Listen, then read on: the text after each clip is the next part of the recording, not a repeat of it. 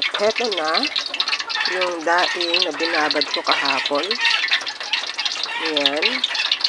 Ngayon naman ako ay magpiprito pang almusal at pang baon ng mga bata sa school.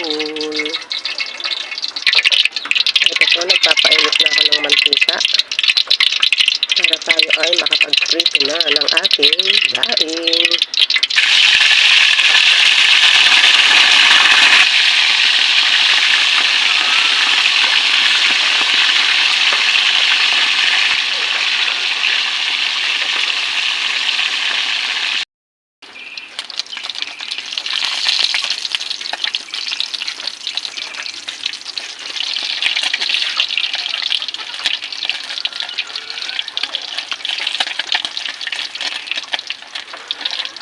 Eto na, luto na ang ating daing sa tilapia.